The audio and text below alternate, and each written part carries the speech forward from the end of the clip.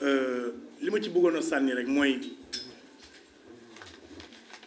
lan mooy njëriñu kàddu cim réew lan mooy njëriñu kàddu ak solos kàddu ci suñu ay leader politique ci mim réew bu nekkee ne suñ nekkee ci campagne électorale lu ne mun nañ ko dige lu ne mun nañ ko wax mais bu ñëwee nekk au pouvoir pour la mise en œuvre comme ni ñu ko xamee 1960 ba tey ñu nekk ci ay tappale c'est pas normal régime bii warut mën a utiliser majorité pour voter loi boo xamante ne dina indil gilaawaale ëllëg Sénégal ku ne mënoon na ko def ba mu des régime bii ñëpp mënoon nañ def lu ni mel ba mu des régime bii parce que dañu jaar ci ay tartar pour ñoom ñu egsi au pouvoir dañu jaar ci ay jafe-jafe pour ñoom ñu egsi au pouvoir bu fekkente ne les mêmes pratiques ni ko Ablaye Wade doon defee jël majorité am voté loo ko lu ko neex Macky Sall di ko defee noonee ñoom ñu bugg ko defee noonee mais kon fan la Sénégal jëm waa ji sa question bi am na solo nga ne ñoom bu ñu forcé voté ko fan lañu jëm mais nous mettons tous les députés de la République face à leurs responsabilités c'est le moment de le dire que ce soit des députés de la majorité ak surtout les députés de l'opposition que kenn si ñoom bu mu voté cette loi interprétative te buñ ci jógee 6 jours yi leen yoon may nañ ko saisir def ci recours dem ci yoonu mbaxane fi mu doonee benn ñu xeex loi bi ba mu jeex tàkk parce que loolu moom mooy dëgg ku ci nekk assemblée bannière moo la fa yóbbu parti politique moo la fa yóbbu wala beneen moo la fa yóbbu mais une fois que nga yegg assemblée nekkatoo député parti bi mais député sénégalais yi nga mais sur une question aussi essentielle si le Sénégal bokkuñ ci benn xalaat est-ce que dafa war a dañu war a foncer tête baissée dem ou bien dañu war a taxaw c'est ça la question Aliou Sané wax na ko léegi wax bu am solo il faut que je le répète en wolof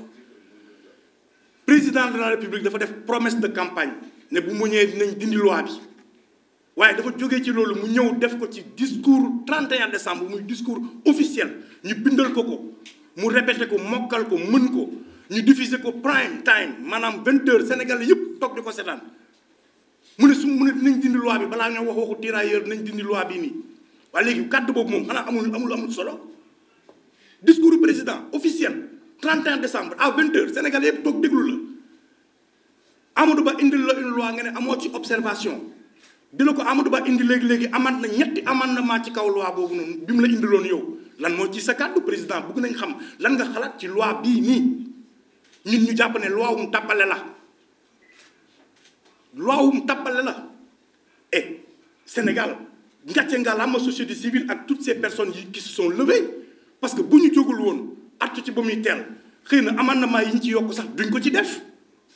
c'est ça le sens de notre combat c'est ça le sens c'est ça qui donne un sens à la lutte menée par la société civile c'est rappeler aux politiques lii mooy dëgg bi lii moo dul dëgg bi te lañ ci taxaw loolu moom mooy suñu combat encore une fois suñu objectif c'est quoi ñoom seen objectif c'est quoi nee nañ ñun ñoo bokk objectif yoon bañ ko bëgg a jaaree la ñu d'accordul parce que yoon bi ñu bëgg a jaar ñoom yoon la boo xam ne fas bu ñu jël la ngalab ko muy xool benn direction ñu jéng suñu justice bi maanaam une justice sélective une justice à 2 vitesses ñun ñëpp c'est les mêmes termes qu'on utilisait il y a même pas 1 an pourquoi aujourd'hui ce même débat ñëwaat encore sur la place publique c'est parce que aujourd'hui ñoom ñoo toogee ci position wu tegaat askan bi une justice sélective loolu ngeen nañ ñu toog di ko seetaan du ñu ko nangu on ne va pas l'accepter on se battra nag ci lu ñu mën avec tous les moyens yu ñu am mooy wax ci yëy ci yàbbi ci lépp lu ñu yoon may ñu def ko waaye bu ñu demee ba fin bi ñun dugguñu biir assemblée ñuy dugg biir assemblée la ñuy mettre face à leurs responsabilités vous êtes des députés lii mooy première loi bu indi polémique au Sénégal sous le magistère de Bassirou Diomaye Faye l'histoire retiendra toi député si tu votes cette loi bi nga xamante ne tu sais que c'est injuste pour le Sénégal c'est pas une loi pour régler les problèmes du Sénégal mais c'est pour indil Sénégal yeneen i problème sa responsabilité la le Sénégal retiendra tu seras retenu si analu du mauvais côté des députés yi fi nekk parce que Sénégal quand même on peut citer de très bons députés mais comme on peut citer de pires députés et boo bëggee bokk ci liste boobu loolu sa choix boobu la demal nga def ko mais ñun li ñuy wax fii mooy on demande à tous les députés ñu jël seen ay responsabilités bokkal ci majorité nekkal ci opposition askan bi ñoo la fal parti yóbbuwu la foofu bu la parti bi tànnee ba nga bokk ci élection soo yeggee assemblée peuple bi moo la fa yóbbu parce que moo la voté kon da ngay nekk ci question peuple boobu député warut a am xàjj ak seen mais c'est quoi député sax de la majorité la mooy député de la majorité c'est quoi député de la majorité député du Sénégal la ñuy wax intérêt Sénégal moo la fa war a taxawal intérêt Sénégal moo la fa war a toog député de la majorité c'est quoi ça loolu mooy lan et puis pourquoi aujourd'hui ñu toog ba tey ñu bëgg ñu indil ay interprétation ci loo xam ne yow àndoo ci woon loo àndul loo koy leeralee man du ma lekk ceebu jën mais baal ma seppi jën bi ak carotte bi après ma mos ceeb bi loolu mooy lan mais non il faut qu'on arrête quand même les Sénégalais duñ ñun nag aussi duñ ay xale ñu bëgg ñu foyee quoi ci ay caaxaan nañ ko bàyyi nañ teg loi bi ci suuf suñ ko tegul ci suuf yéen députés yi prenez vos responsabilités bu leen ko voté bu jàllee it nañ ko attaqué fépp fu ñu ko war a attaqué ba yoon may dëgg li nga xam ne moom mooy dëgg woote nañ waxtaan adduwu leen garaawul c'était le moment pour que gouvernement bi wane que ne mi ngi ci rupture bi njëkk mooy sa askan am benn parti bu ci jóg jubal benn kàddu bu waroog ba nga bëgg a wax ñooñu tàllal la loxo ne rek kaay ñu waxtaan boo taxaw waxtaan loolu seen rupture la parce que musuñu am ay nguur yu ñuy déglu musuñu am nguur bu taxaw déglu askanam lu mu bëgg a def da koy forcer dem def ko raté ngeen boobu coche mais des na les derniers remparts sur cette situation ce sont les députés de la République pas ay majorité pas ay opposition prenez vos responsabilités demain et ne votez pas cette loi si cette loi elle passe yéen députés yi ko voté yépp vous êtes complices de ce qui arrivera inchallah au Sénégal mais nag responsabilité mooy na ñëpp taxaw jël seen ay responsabilités beneen affaire bi mooy quand les gens parlent de way société civile nangam xanaa tey la société civile amul légitimité wax ci lii tey la société civile amul légitimité wax ci lii kon ñun kenn duñu sàkkal combat bu ñuy mënee kañ lañ koy mënee ak ci lan lañuy wax ak naka lañ koy waxee li ñu jugé ne mooy li juste pour suñu réew te wax ko te yàlla tax wax ko ak sincérité def ko parce que loolu la ñu gëm ci loolu la ñuy nekk te ci loolu la ñuy continuer di nekk boroom xam-xam yi am xam-xam ci droit wax nañ que ne lii du loi interprétative beneen loi la boroom xam-xam yi ne ci réew bi nee nañ suñ ko abrogé su fekkee ne législateur bi waxaat na ci biir def une loi express que ne mun nañ ci delluwaat ginnaaw boroom xam-xam yi théoriser nañ ko kon la responsabilité incombe aux députés aujourd'hui comme ni ñu ko waxatee nañ jël seen ay responsabilités loolu moom mooy li nga xam ne mooy dëgg merci. asalaamaaleykum mbokk yi ñu ngi leen di nuyu ku ci nekk ci sa tur ak sa sant di ko tàmbalee ci journaliste yi muy presse nationale bi ak presse internationale ci seen teewaay fii ci conférence de presse bi di jéggalu ci retard bi nga xamante ni am na ci démarrage u ndaje mi di wax rek ni pour la présentation je m'appelle Aliou Sané coordonnateur du mouvement Y'en a marre et membre du groupe bi nga xamante ni ñaari fukk organisation société civile ñoo ko sëkk ci mbirum loi d'amnistie bi nga xamante ni groupe parlementaire u majorité présidentielle proposé na ci benn loi d'interprétation di wax rek ni gannaaw bi ñu defee ci fan yi ñu jóge benn communiqué bi nga xamante ni 20 organisations société civile yooyu ñoom ñoo ko fësal dañuy ñëw rek di biralaat bu baax a baax woote bi ñu woo majorité présidentielle woote gi ñu woo njiitu réew mi ak gouvernement pour que loi d'interprétation bi nga xamante ni yëkkati nañ ko mu jëm ci mbirum loi d'amnistie initiale bi fi nguuru Macky Sall tegoon mu indi ay kaddu yu bari ay gis-gis yu bari ay gis-gis yu woro ci askanu Sénégal yépp ndax loi bi ni mel du n'importe quelle loi ndax loi la bi ñu voté woon bi nga xamante ni dafa doon baal dafa doon effacer lépp li nga xamante ni ay ñaawteef la woon ay nit yu ñu rey ay nit yu ñu torturé ay plus de 2000 détenus yi nga xamante ni tëj nañ leen ci kasu Sénégal yi ak yeneen ñaawteef loi Macky Sall boobu dafa jógoon pour effacer ko bu ñu ñëwee ba loi d'interprétation majorité yëkkati ko mu am ay kaddu ak ay gis-gis yu fësanti ko ci société sénégalaise bi yépp ñun société civile dañu daal di woon yëkkati suñuy kaddu jëmale ko ci nguur gi pour que ñu ibbi ay waxtaan sekku ko ñépp ñi nga xamante ni am nañu yeneen kàddu fexe ba déggoo ci objectif bi nga xamante ni naam objectif bi benn la société civile bi li mu ci jàpp mooy que la justice doit être faite, que vérité dëgg dafa war a jib ci mbir mi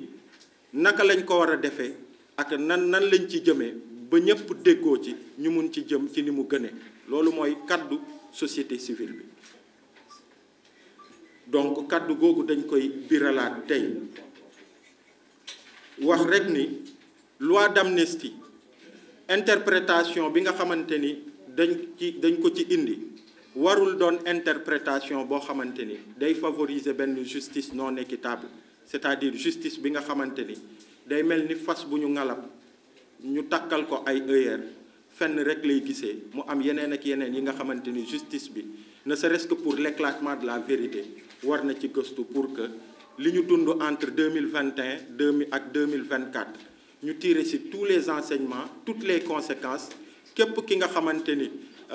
yenn yi lay war a mën a topp ñu war la ci topp pour que plus jamais ça comme ni ñu koy waxee loolu mu mën a am ñu jàpp ni loi d'interprétation boobu justement warul doon loi boo xamante ni day am xaj ak seet loolu mooy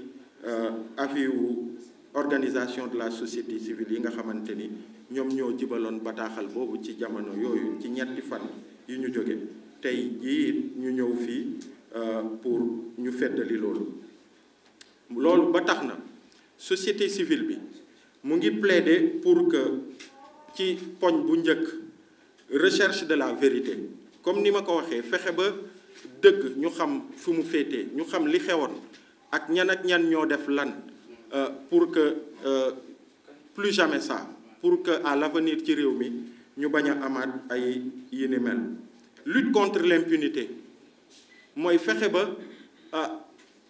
ëllëg bu lenn am bu benn situation am fii ci Sénégal ba mu am ñi nga xamante ni dañuy jàpp ni naam 2021 2024 am na ay ñaawte fi amoon te kenn topp leen wala ñu topp ñiy bàyyi ñi que ñu xam ni que Sénégal ba abadan li ni mel bu amee dañuy fexe ba képp ki nga xamante ni war nga layoog yoon nga mën a layoog yoon loolu mooy lutte contre l'impunité mu bañ a am ñi nga xamante ni dinañ leen topp ñenn ñi ñu bañ leen topp l'indemnisation des victimes loolu it am na ay sénégalais yu bëri yi nga xamante ni ñenn ñi seeni mbokk ñoo ci ñàkk seeni bakkan ñenn ñi dañ leen ci tëjoon ñenn ñi dañ ci jëlee laago waaye it am na ay sénégalais yi nga xamante ni dañ ci yàqule fexe ba nguur gi mu am taxawaay bi war pour que ñoom ñu mën a am ndàmpaay fexe it ndax crise bi ni mel bu amee bokk na ci ay solo yi mu am mooy fexe ba ñu mun ci jàngee dara ñu mën a tëggaat suñuy kuréel ñu engagé ay réformes yi nga xamante ni day fexe ba suñuy institution mu gën a taxaw pour que yi ni mel ñu mun ko prévenir dans le futur et que voilà ñu mun ci am ay taxawaay yi war ak participation inclusive loolu it bokk na ci ponk yi nga xamante ni société civile jàpp na ni am na solo mooy dañu war a fexe ba ci li ni mel loi d'amnistie bi ak loi d'interprétation bi mu bañ a doon l'affaire d'une majorité présidentielle mu bañ a doon l'affaire d'un groupe parlementaire waaye day doon l'affaire de toute la société civile sénégalaise ndax yéen ñëpp ñi fi nekk nii wóor na ma ni ku ci nekk à sa manière ci jamono yooyu am na ni mu dundee jéye yi fi amoon ku ci nekk am na nu mu ko dundee donc fexe ba de façon inclusive li koy saafara ak liy fexe ba bu mu amati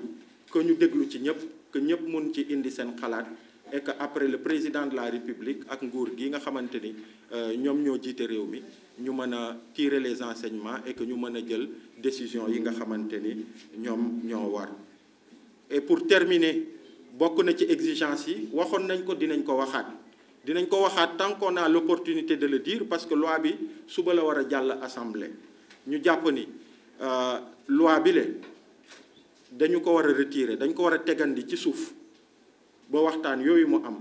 pour que ñu xool de façon concertée askanu Sénégal yépp ci diversité ñu mën a ku nekk joxe sa xalaat pour que loi bi ñu mun a voter loi bi gën, loi bi nga xamante ni moo méngoog volonté wu majorité wu sénégalais yi ak leur diversité, pour que d'ailleurs loi bi bu jógee bu dee dafa jàll assemblée, c'est une loi qui est susceptible d'être attaquée au niveau du Conseil constitutionnel. yooyu yëpp day doon ay risques yi kii, et que bu jàlloon foofu sax la meilleure loi mooy loi boo xamante ni day am consensus de telle sorte que bu ñuy mettre en œuvre sax yi nga xamante ni moom la dëxëñ mu bañ a am ay jafe-jafe. Donc loolu laa amoon li may indi ci kàddu yu njëkk. Amoon aussi quelques ponks yi nga xamante ni dama ko bëggoon indi rek en guise de d'éclairage pour une meilleure compréhension mu ngi ci texte bi, mais dama ko noté woon. Première chose mooy wax ni kuréelu société civile yi kaddu yu ñu jibal kaddu impunité la, kaddu pour que dëgg bañ a jib, kaddu non, c'est injuste de le dire que la seule voie bi nga xamante ni moom moo bëgg que justice soit faite ci événement yi nga xamante ni 2021 2024 mooy li nga xamante ni loi d'interprétation moom la porté, loolu du dëgg. wax nañu ci suñu texte ni dañu bëgg justice, dañu bëgg vérité, dañu bëgg que toute la lumière soit faite, mais fexe ba mu bañ a doon justice bi nga xamante ni day favoriser ñenn ñi et que mu noppi ci yenn yi. Et pour preuve, man bi di wax ak yéen, je suis une victime du régime de Macky Sall. bokk naa ci ñi nga xamante ni tëj nañ leen kaso 4 mois et demi laa def, ñenn ñi c'est encore pire, am na ñu def ci benn at, et les pires victimes mooy ñi nga xamante ni ñàkk nañu seeni bakkan, ñi nga xamante ni aussi yàqule nañ ci. Et encore une fois, je suis sûr que parmi yéen ñi nekk fi journalistes yi ak ñi ñuy seetaan am na d'autres catégories de victimes de ce régime-là. Donc li ñu bëgg mooy que justice soit faite. Nous ne pouvons pas vouloir autre chose que la justice. Donc loolu aussi lu am solo la, mais pas d'une justice boo xamante ni dañ koy guider, pas d'une justice boo xamante ni dañ koy tegal ay œillères. Encore une fois loolu bëggoon nañ ko ñu wax, parce que et que les crimes, quelle que soit leur forme, am na crime bi nga xamante ni majorité bi ci seen première, en tout cas seen première ou deuxième version wu loi d'interprétation bi, ils ont dit crime de sang. Encore que juristes yi nee nañ crime de sang amul fenn, mais au-delà des pertes en vies humaines boo xamante ni mooy li gën a pire ci crime yi nga xamante ni am na fi ci jamono yooyu, mais il y a d'autres catégories de crimes. Homicide kii nu mu tuddati incendie volontaire, crime la ak yeneen. Donc il faut que ci champ boobu noonu ñu gën ko yaatal pour que ñu bañ a topp ñenn ñi ba que ñenn ñi nga xamante ni def nañu yeneen catégorie wu crime qu'ils ne puissent pas être poursuivis. Et loolu malheureusement loolu bu ñu ci bàyyiwul xel day créer précédent bu dangereux ci réew mi. Donc cela voudrait dire que dans l'avenir, c'est-à-dire manifestation sous prétexte que manifestation day am rek, que nit mun na jóg dem taali këru keneen, ce serait un précédent dangereux même pour le régime qui est là actuellement. Donc moo tax ñu bëgg daal ñu yaatal mbir yi, jox la possibilité à la justice pour que yooyu yëpp mu mun ko xool. Et encore une fois, pour terminer, nous on ne parle pas des manifestants ordinaires, jeunes yi nga xamante ni daan nañu manifester, policiers yi bu ñu leen di topp ñu taal pneu fii taal pour barricader wu pour que policiers yi bañ a foncer ci ñoom. On ne parle pas de tous ceux qui ont exprimé leurs opinions, ñu jàpp leen tëj leen ci naka su dul noonu, ay délit d'opinion, ay yeneen ak yeneen. Même l'actuel président en a été victime, man mi di wax ak yéen j'en ai été victime, et d'autres en ont été victimes.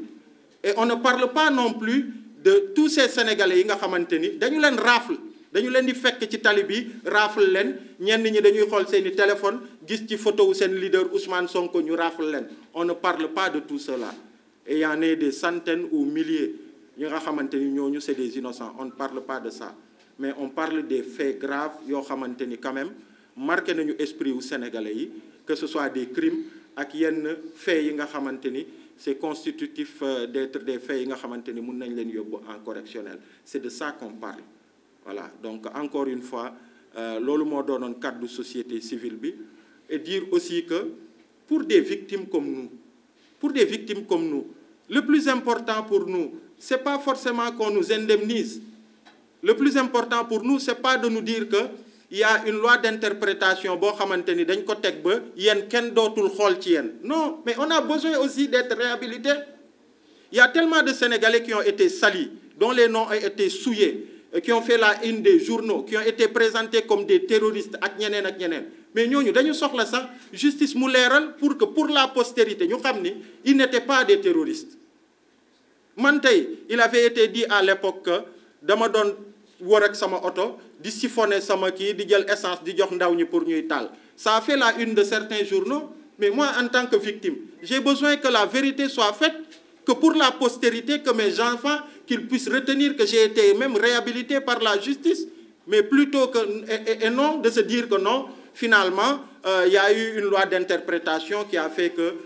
non, c'est pas ça. Donc loolu mooy kàddu gi